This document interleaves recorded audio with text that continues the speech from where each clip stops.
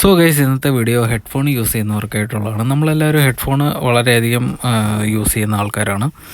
അപ്പോൾ എയർപോഡ്സ് അതുപോലെ തന്നെ എല്ലാ ഹെഡ്ഫോൺസും നമ്മൾ ചെവിയിൽ വെച്ച് യൂസ് ചെയ്യുന്ന എന്തുവല്ലോ ആയിക്കോട്ടെ, അതിപ്പോൾ യൂസ് ചെയ്യുന്ന ടൈമിൽ നമ്മൾ കുറച്ചധികം ശ്രദ്ധിക്കേണ്ടതായിട്ടുണ്ട്. അതിനുള്ള ഒരു ഉദാഹരണമായിട്ടാണ് ഞാൻ വന്നിരിക്കുന്നത്. അപ്പോൾ ഇത് നമുക്കൊരു കസ്റ്റമർ കൊണ്ട് തന്നതാണ്. അദ്ദേഹം പറഞ്ഞത് അധികം നാൾ ഉപയോഗിക്കാതിരുന്ന ഇതാണ്, ചാർജിങ് ഇപ്പോൾ ബാക്കപ്പ് കിട്ടുന്നില്ല എന്നുള്ളതാണ്. അപ്പോൾ നമുക്ക് ഈ ഒരു പ്രശ്നം നമുക്ക് ഡയറക്റ്റ് നോക്കിക്കഴിഞ്ഞാൽ കാണില്ല. മൈക്രോസ്കോപ്പിലൂടെ നോക്കിയപ്പോൾ കണ്ട ഒരു പ്രശ്നമാണ് നമ്മളിപ്പോൾ ഇത് വീഡിയോ ആയിട്ട് ചെയ്യുന്നത്.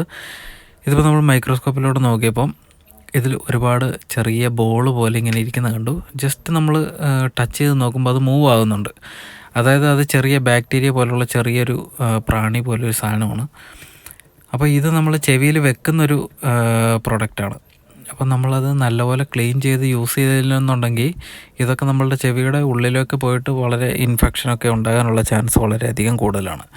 അപ്പോൾ ഹെഡ്ഫോൺ യൂസ് ചെയ്യുന്ന ആൾക്കാർ ഇത് വളരെയധികം ശ്രദ്ധിക്കുക. നല്ലപോലെ ക്ലീൻ ചെയ്തതിന് ശേഷം മാത്രം ഹെഡ്ഫോൺ യൂസ് ചെയ്യുക. നല്ല രീതിക്ക് ക്ലീൻ ചെയ്ത് യൂസ് ചെയ്യുക, അല്ലെന്നുണ്ടെങ്കിൽ വളരെയധികം പ്രോബ്ലംസ് ഉണ്ടാകാൻ ചാൻസ് ഉണ്ട്.